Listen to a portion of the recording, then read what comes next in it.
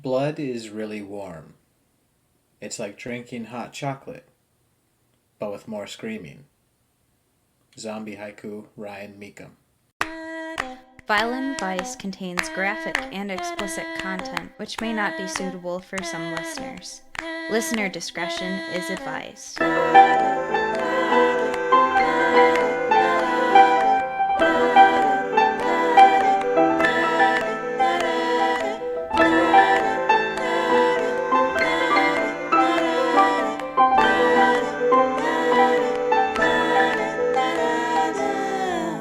Hello, everybody. Welcome to Violent Vice. I am John. And I'm Audi. Hello. If you haven't already, please hit that subscribe button and give us 5 stars, and a review would be also quite nice, getting us out there and more people hearing us. But more to the topic today, let's get into the Yuletide spirit, Audi. Spooky spirits. Can't wait. Spooky spirits. Yuletide spooky spirits. Ooh. Yes. So, first, we should probably mention that this isn't going to be your typical Christmas folklore stuff. I mean, I already talked about the Krampus last week, but this week we're talking about some Icelandic folklore people who are very festive and very dangerous. Who is it? Who is it? Who is it? This would be Gryla, the Christmas witch of Iceland. Oh, yes. Oh, yes. Most people do not know about this person or much of Icelandic anything. But I actually stumbled across this person watching just some funny shows on YouTube, and she has quite the interesting home life, I guess you could say. Like, I mean, she's a very typical witch in some regards. She loves to take naughty children and eat them. But she lives with an entire family, with pets and everything like that. Speaking of pets, my pet, my cat named Sabrina, who you will occasionally hear in the background, ties into this story because Gryla just appeared on Sabrina the Teenage Witch series on Netflix. Yeah, that's a very good point. Though she looks nothing like the person in Sabrina. Yep. However, it is very much based on this particular character. Now, the thing about most Icelandic Christmas folklore, and specifically, they would depict things in a more give and take type thing, where they don't even have Santa Claus per se. Like, they will give gifts to the good children and good people, or they might cause some severe problems for these people if they aren't behaving. Gryla is essentially the matron of all of these Christmas time, winter solstice, Yuletide season monster menagerie, I guess you could say.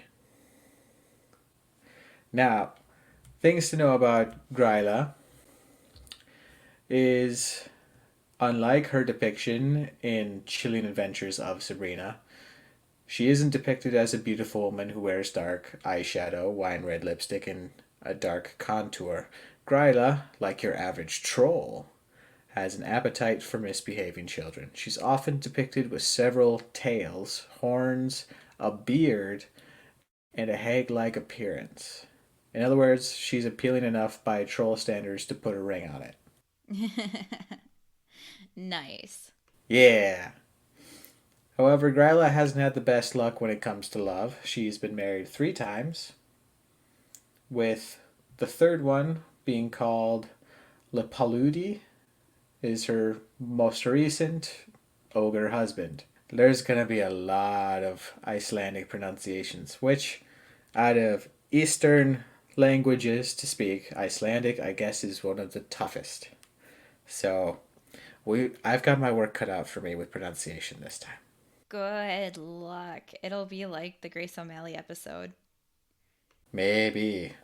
Now, however, even this most recent husband of hers isn't exactly a bed of roses, as Lapaludi was caught having an affair with their maid Lupa, and a son named Skruger was born to her outside of sanctimony of troll wedlock. So, infidelity, even amongst the winter trolls. Now, Gryla, of course, was outraged and drove both Lupa and Skruger away. Not Lapaludi, though. And I'm hoping that Gryla and Lapaludi are in couples therapy and working it out and healing their relationship. However,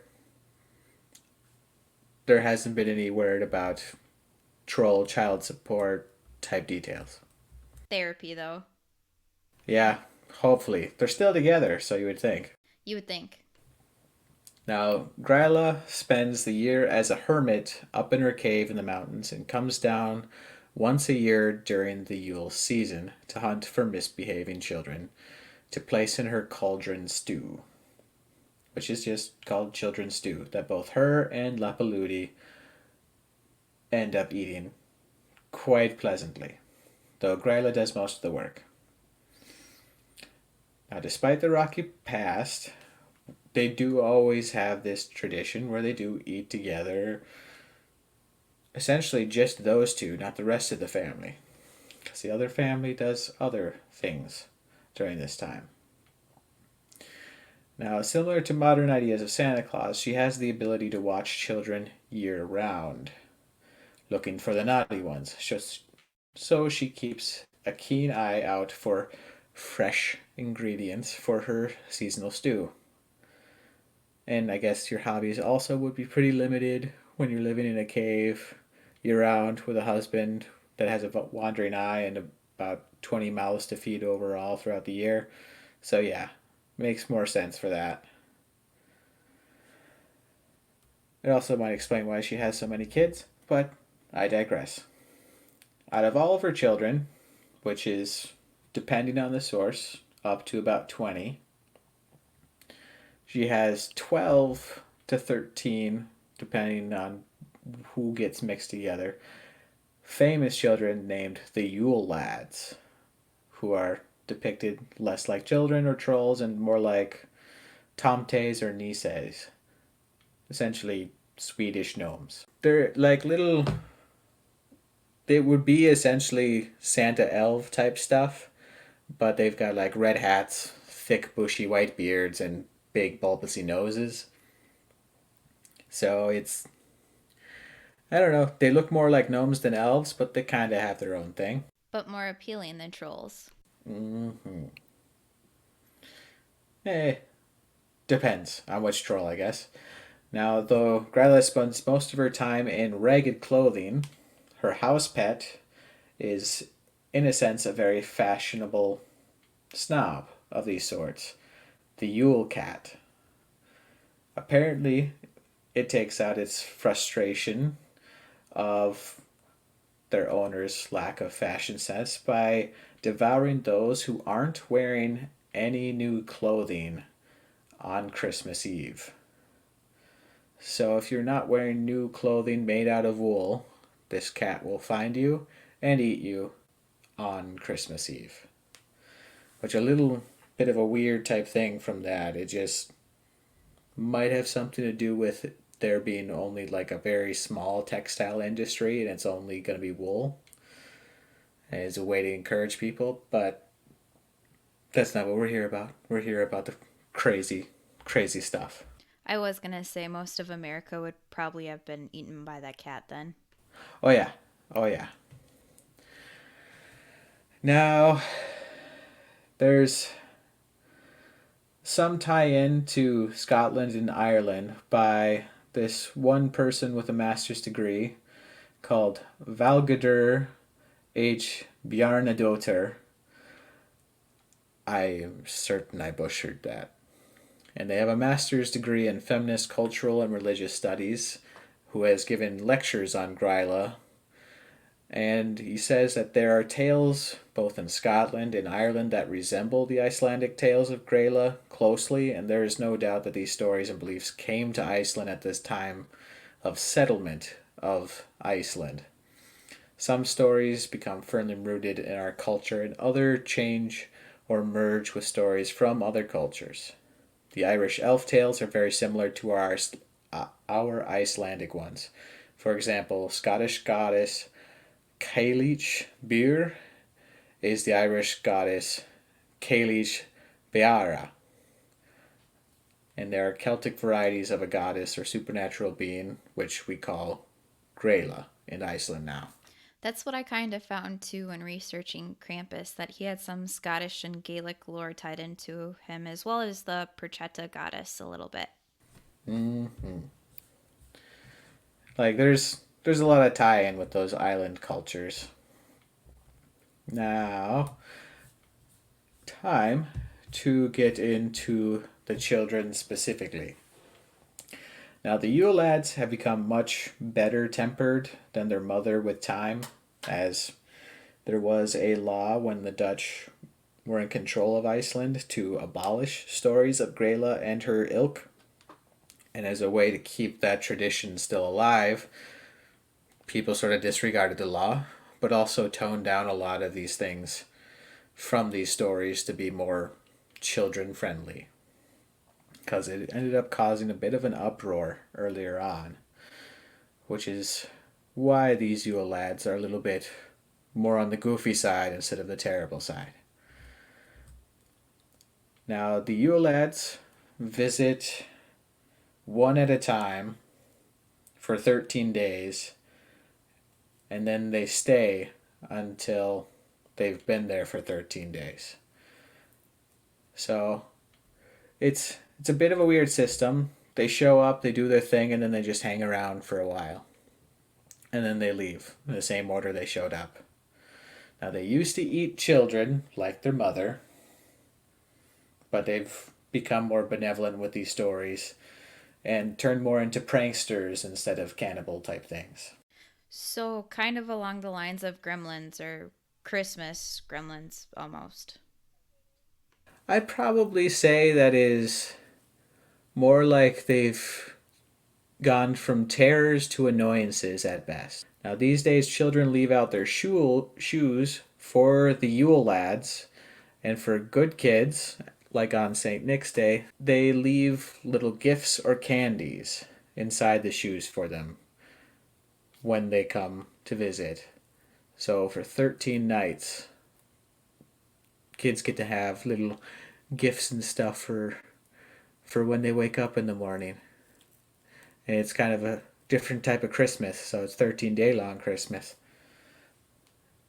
But if you're bad, you don't get those things in your shoes.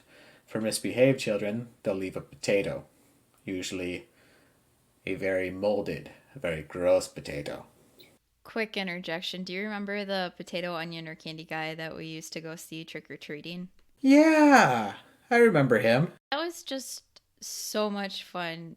I mean, how random. A potato, onion, or candy. Like, I think we've all ended up getting at least one of those while we were growing up, but only Max Dunn, Yeah. I can remember, would get the onion and then just ate it raw. Yeah, but don't you remember how we used to dare each other, like, you take 2 bites of this raw onion or potato for my king size Reese's peanut butter bar? Oh yeah, we were terrible barterers with each other. Oh, we were. It was a bad time, but a fun time. It was hilarious. I mean, that was one of my favorite memories from growing up. It was fun stuff. So maybe we could start doing this and take some Icelandic traditions and put potatoes in shoes if we don't like what the kids are doing. Yeah, no kidding. Maybe. I don't know if that would catch on. Maybe. And while I'm not sure eating anything out of shoes is necessarily that appealing of a treat, I do suppose the candy would be better than potatoes. And definitely much better than being considered a main ingredient in a troll stew. Perhaps the potato is really a gift for their mother, so she has both potatoes and naughty children for her stew. Which would be pretty thoughtful of them, but shoe flavored potatoes are probably much more appealing to trolls anyway. Now, I am going to list these Yule Lads in the way that they will show up. So this is going to be a lot of. I'll be saying their Icelandic name and then their English translation because it's really funny what they do and roughly what it is exactly they do if the name doesn't give it away. Also, when they show up and when they leave. Okay? You ready for it's just abomination of language? Can't wait. Let's go. Okay. Arriving first on the scene on the 12th of December is Skirgamer, who is in English called Sheepcoat Clod, who harasses sheep but is impaired by his stiff peg legs. So he has these essentially completely straight legs. He likes to scare sheep, and he would try to take the milk from the sheep for himself, but he can't reach since he can't bend over because he's got straight up just wooden planks for legs. So he gets upset and yells at these sheep for no reason. And he sticks around until Christmas, the 25th of December. So on the next day is Giljagar, or Gullygawk, who hides in gullies, waiting for an opportunity to sneak into the cowshed and steal milk. So, 2 things in a row trying to steal milk from you. It's going to be a bad time. And again, they leave in the same order that they came. So the day after Christmas is when Gullygawk leaves. Next, on the 14th of December, shows up Stuffer, or Stubby. Stuffer Stubby, that's cute. Yeah, who is abnormally short and steals pan to eat the crusts left on them. So if you have cast iron pots and pans like we did at the cabin and you cook with them, you're not going to be able to clean everything off of them, but he will come in, steal those, completely remove any flavor from these things, and then leave. I was gonna say if it was crust or bread, I would relate because I'm naturally short and stubby, and then bread, and then that would be me. Nope, not this one. They like old food, not just bread. So maybe a bit of both. And now this one, it has letters that are not in English. So I really hope I pronounce this right. But Puvors, Puverus like here, or spoon licker, who steals Puvorur. God, that is such a weird thing to say. Which is essentially Icelandic wooden spoons that have a long handle. And he does the same thing that his brother before him does, but with spoons. And is an extremely thin little Yule lad due to malnutrition, roughly, because all he's getting is the spoons. So that's his fault. I was gonna say, is the spoon too big? No, it's not too big, it's too small. Opposite problem, but same exclamations. Now on the 16th comes Keffel, or pot scraper, who steals the leftovers from pots, which you'd think that the one before would do, because they were there first, but no. So similar 3 in a row, and the last of these fellows that steal from food in particular is Ascus Lycir, or bowl liquor. Now, a little more intricate with this one. He hides under beds, waiting for someone to put down their askur, which is a type of bowl with a lid used instead of dishes. That is usually like leftover foods that you would feed pets. So you just put the bowl on the ground and the pets would enjoy that. Sort of like how we would do with plates and bowls when we were done with them and feeding them to the dogs. But instead, he steals them. Once he sees that you put it down, he just quickly grabs it and out the door. Straight up steals it. Now, they get a little more annoying from here on out. So, on the 18th is Skirgamer, or Door Slammer, who likes to slam doors, especially during the night, waking people up. So you're having a peaceful December night, and then just a door slams. And then another door slams. As soon as you get back to sleep, door slams. He likes keeping you up. For no reason. It's like Sabrina, my cat. Exactly. Now, this one's pretty specific to Iceland, called Skirgamer. I know that sounds like a fun thing to say, and you would be correct.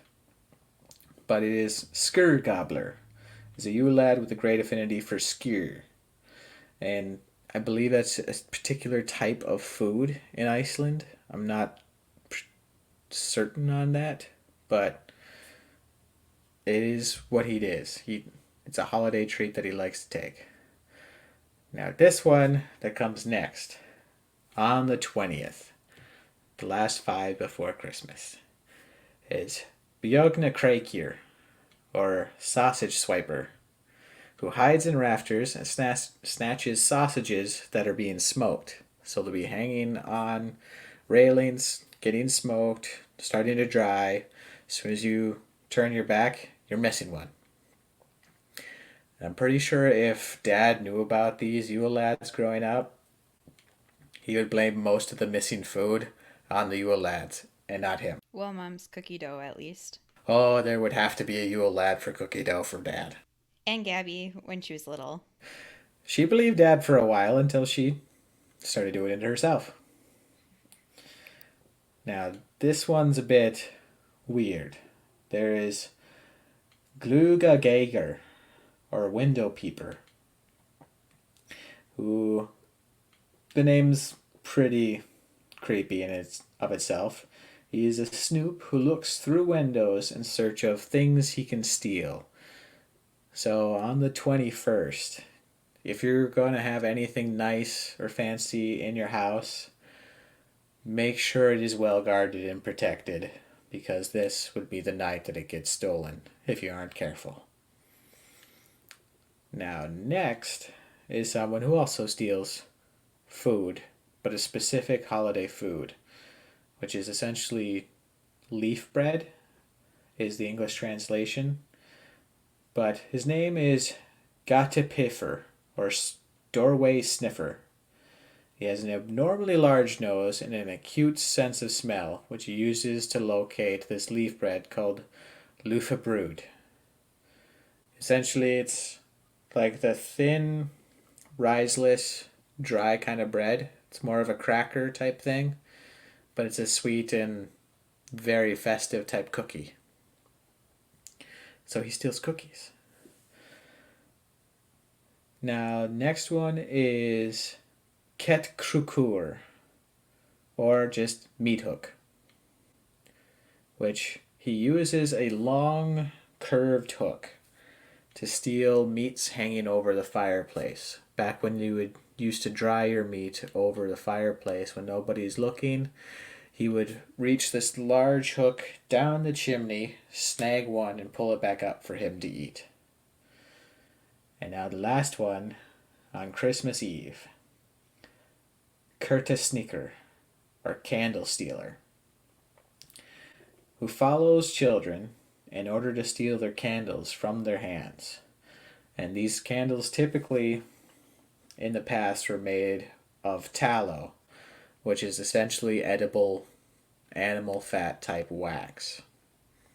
So, while they were still on fire, Candlestealer would snatch these candles from children, specifically walking from one place to another with a little bit of light. So it's essentially taking away their flashlight so they can't see and are left in the dark, and gobble these candles up while they were still lit, leaving the children in darkness. That one's a little bit on the scary side.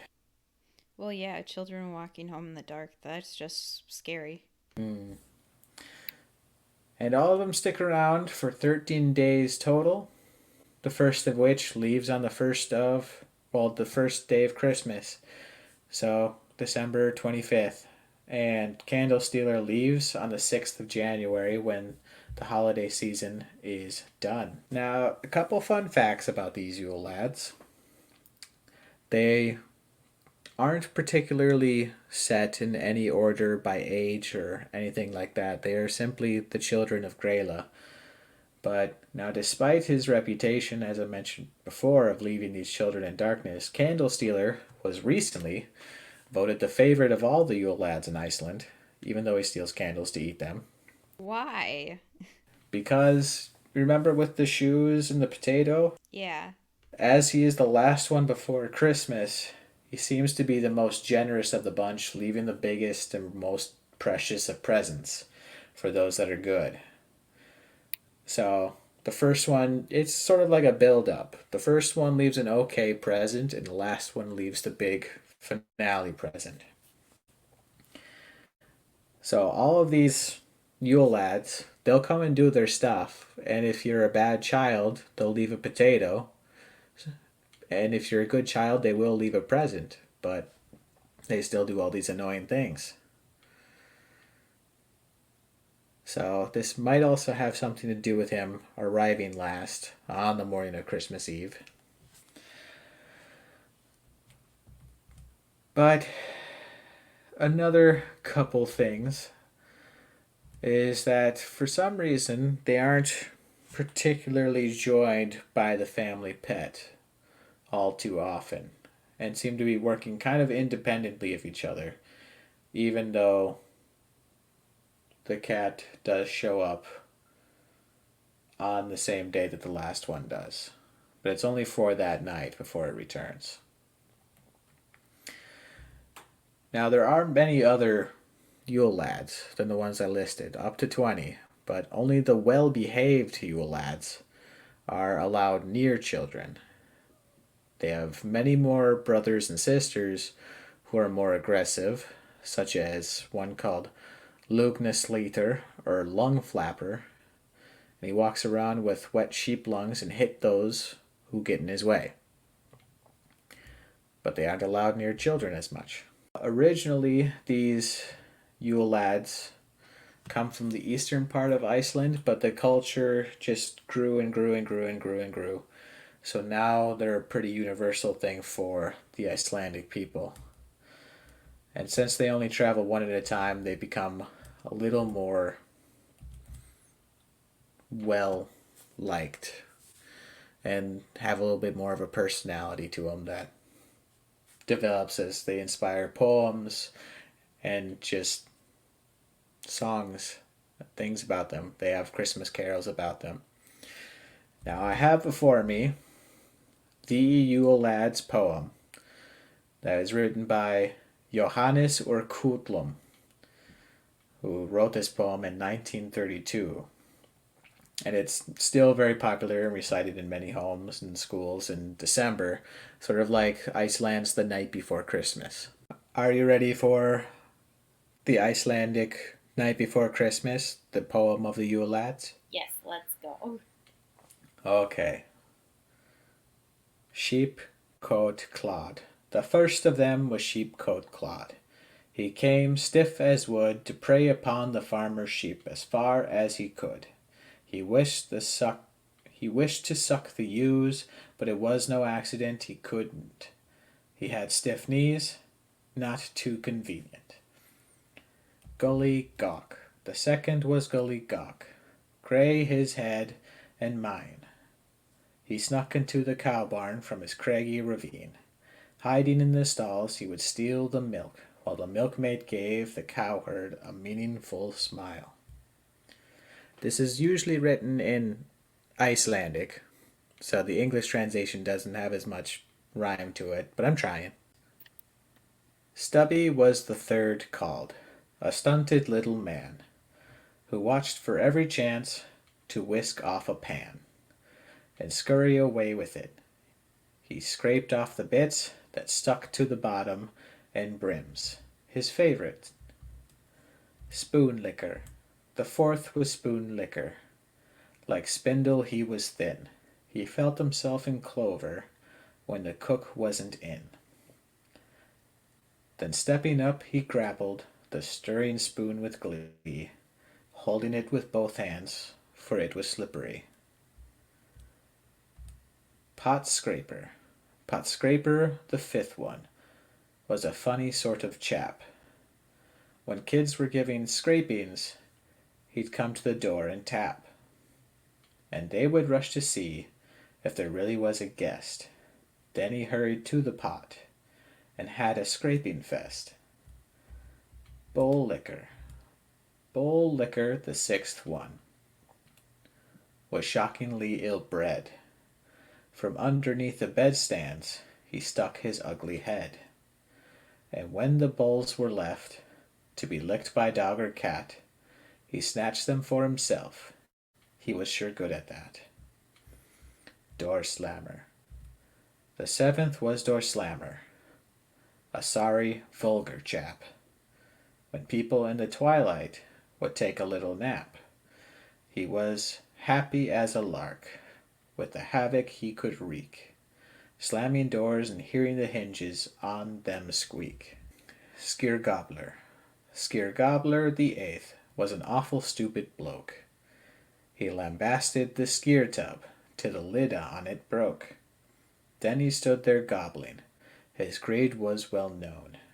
Until about to burst, he would bleat, howl, and groan. Sausage Swiper. The ninth was Sausage Swiper, a shifty pilferer. He climbed up to the rafters and raided from there. Sitting on a crossbeam, in soot and in smoke, he fed himself on sausage, fit for gentlefolk. Window Peeper. The 10th was Window Peeper, a weird little twit, who stepped up to the window and stole a peek through it, and whatever was inside to which his eye was drawn, he most likely attempted to take later on. Doorway Sniffer. 11th was Door Sniffer, a doltish lad and gross. He never got cold, yet had a huge sensitive nose. He caught the scent of lace bread, while leagues away still, and ran toward it weightless as wind over dale and hill. Meathook. Meathook, the 12th one, his talent would display as soon as he arrived on St. Thorlack's Day. He snagged himself a morsel of meat of any sort, although his hook at times was a tiny bit too short. Candlebagger. The 13th was Candlebagger. 'Twas cold, I believe, if he was not the last of the lot on Christmas Eve.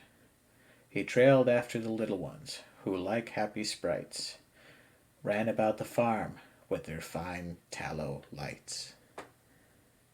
The end. Most of that kind of rhymed. I kind of like it. Yeah, no, it was pretty close. Good translation, though. Yeah, I must have took a lot of work.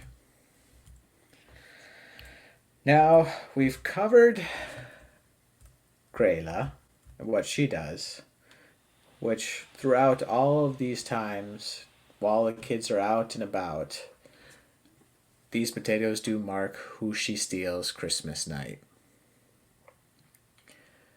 to eat later. But we've only mentioned the cat, her pet cat, a gigantic cat called Yule Cat, the Yule Cat. And it actually had a statue made of it in Iceland because of how popular the cat itself is. Out of all of these Yuletide people, things, stuff, the Yule Cat has gotten probably the most admiration. So, as a way to kind of segue into this, most of the stuff with the Yule Cat came from medieval times when it was just getting settled And like I mentioned before, with the textile industry being essentially all there was besides farming in Iceland, employers rewarded their employees and members of their household with new clothes and sheepskin shoes as sort of a Christmas bonus or just in general payment, since there wasn't a whole lot to trade there. And the gifts were made as a reward for a year of hard work and as a motivator to finish their work with textiles before Christmas, particularly processing the autumn wool. But here's the thing though, if you didn't have the new clothes for Christmas, the dreaded Yule Cat would come out and eat you. It did not matter if you were a child. It didn't matter if you were an adult. If you weren't wearing new clothes, this cat would devour you. Now it towers above the tallest buildings in Iceland, a gigantic cat, prancing around Iceland looking for people without new clothes. It especially looks for children, but is not restricted to them, and he inspects them to see if they have new garments. If they were too lazy to earn them, the unfortunate victim might just end up on the menu of the Yule Cat. Now, another way you could make sure that the Yule Cat doesn't get you is to be generous as well. You don't necessarily have to wear new clothes yourself. If you gifted new clothes to those that are less fortunate and couldn't afford them, the Yule Cat will also leave you alone then.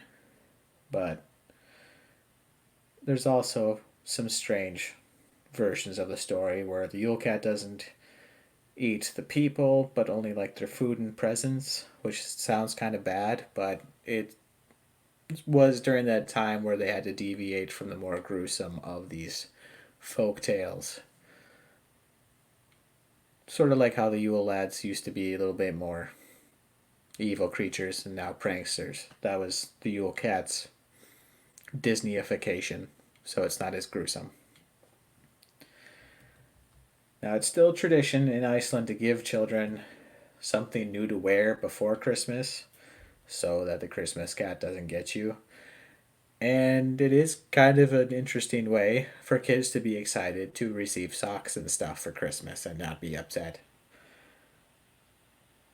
But still, nobody quite really believes that it really exists, like most things. But still, sort of like with Santa, you tell these stories so the kids can behave and really help out during Christmas.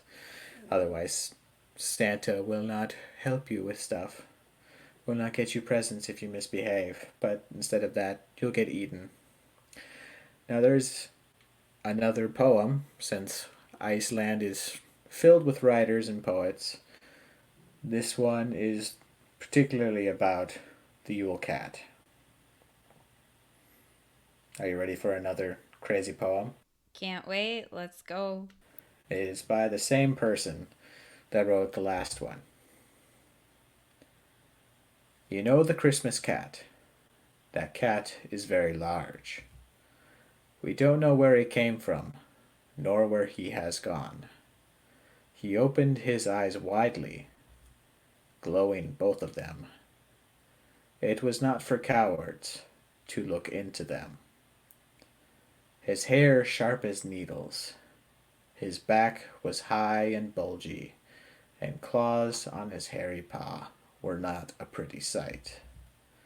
Therefore the women competed to rock and sew and spin, and knitted colorful clothes, or at least one little sock. For the cat could not come and get the little children. They had to get new clothes from the grown-ups. When Christmas Eve was lighted, and the cat looked inside, the children stood straight and red-cheeked with their presents. He waved his strong tail. He jumped, scratched, and blew, and was either in the valley or out on the headland. He walked about, hungry and mean, in hurtfully cold Christmas snow, and kindled the hearts with fear in every town. If outside one heard a weak meow, then unluck was sure to happen. All knew he hunted men, and didn't want mice. He followed the poorer people, who didn't get any new clothing, near Christmas, and tried and lived in poorest conditions. From them he took at the same time all their Christmas food, and ate them also themselves, if he could. Therefore the women competed to rock and sew and spin, and knitted colorful clothes, or one little sock. Some had gotten an apron, and some had gotten a new shoe, or anything that was needful. But that was enough, for pussy should not eat no one. Who got some new piece of clothes, she hissed with her ugly voice, and ran away. If she still exists, I don't know, but for nothing would be his trip. If everybody would get next Christmas some new rag, you may want to keep it in mind to help if there is need, for somewhere there might be children who get nothing at all. Mayhaps that looking for those who suffer from lack of plentiful lights will give you a happy season and Merry Christmas. The end. Nice. Yeah. It's pretty. That one didn't rhyme nearly as much as the last one, but still, it's kind of cool. Now, that was an interesting poem about this crazy cat, but it is referred to in a very ancient tradition, almost as old as Gryla herself. And they've only been located as written accounts only as recently as the 19th century, but there have been indications of it being part of an oral tradition way back. And they aren't exactly sure where they might have thought of a giant cat as something for this, but with these Vikings that moved over to Iceland, they believe that these Nordic cats of that wild area may have been what influenced this large, fluffy, and vicious creature. So that is the assumption, because there aren't really any wild or large cats throughout all of Iceland. Domestic cats are the only cats that are officially native of there now. So that is essentially all of the Yule Cat. There are many more Yule Lads as well, but those are the 13 that visit. Now, as a couple pop culture things, Audi has recently said about the chilly adventures of Sabrina, where we get to see Gryla and the Yule Lads as the main point of an episode called A Midwinter's Tale, in which the Yule Lads go nuts on the household, and Gryla attempts to claim a baby from Sabrina's aunt. There's even a full video about roughly that poem that I said about the Yule Lads called Extra Credits. That is an episode of their series Extra Mythology. And even on a couple of PBS shows, the Yule Cat is mentioned and thrown in on a couple different things throughout a lot of different networks. Like there's a 2020 Netflix movie, The Christmas Chronicles 2. And the cat's name is called Jola in that, being chased by Santa Claus, but is friendly with the movie's particular antagonist, which is pretty cool to see that more and more of these previously super obscure creatures of Icelandic folklore are starting to show up more and more and more, getting a good cross culture type thing and everything. But the true origins of Gryla could be from the Celtic mythos. Some say she used to be a giantess from that prose Edda that is found in Iceland about the Norse mythology, but there hasn't been a particular connection to Christmas in that particular sense. And it wasn't until the 17th century where she officially was the Christmas witch. Usually she was just a sort of parasitic beggar walking around asking parents to give her their disobedient children in a way to like stave her from going away. So she would literally go door to door asking for your terrible children so she could eat them. Like straight up, not even trying to deceive the parents or anything. But yeah, before she met Lepaludi, she was a vagrant beggar, and she didn't move to a cave. She used to live in a hut. Had two husbands. Something happened to them. Met Lepaludi. Moved into a cave together. Had a bunch of kids. Got a cat. Match made in heaven.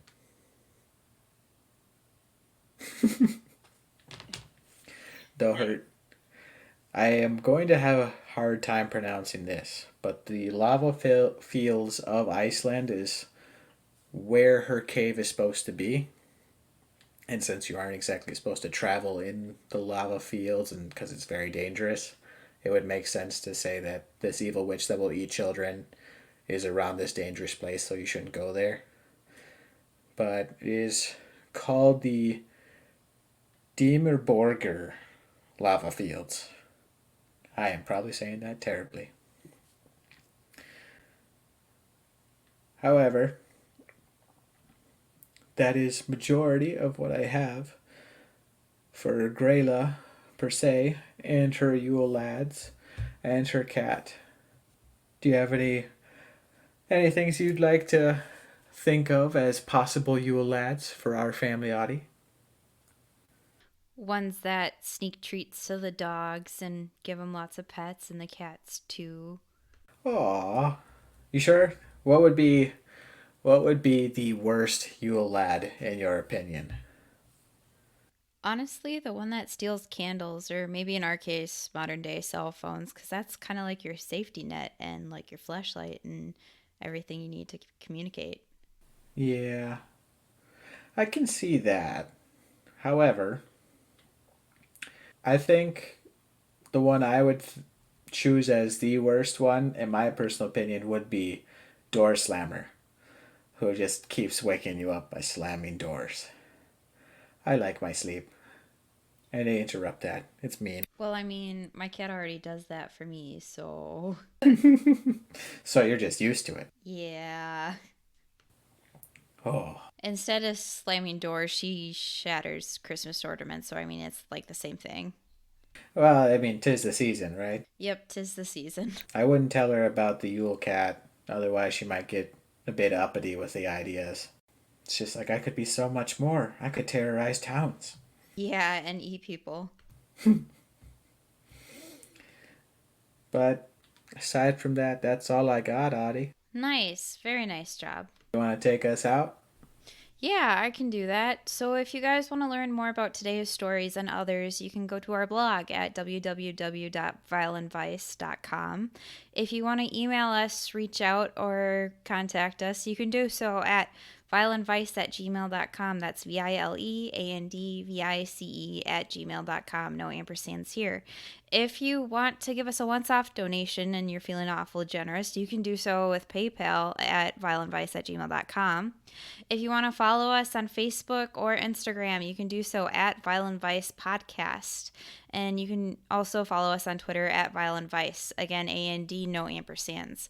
And if you guys want to go above and beyond and support us monthly on Patreon and receive bonus content, you could do so at www.patreon.com /Vile and Vice, VILEANDVICE.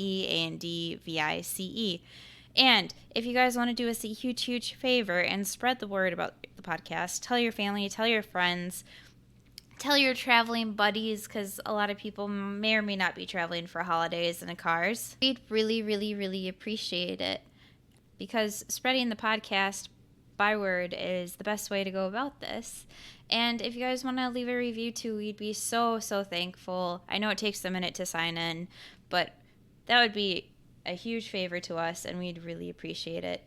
And we hope you guys have a very safe, happy, and healthy holiday. Merry Christmas and happy holidays. Wear some new clothes. Yes, wear clothes so the cat doesn't eat you. Bye. Bye. Thank you for listening to Vile and Vice. Cover art is by Audi Griffith. Music by Annabelle Reback.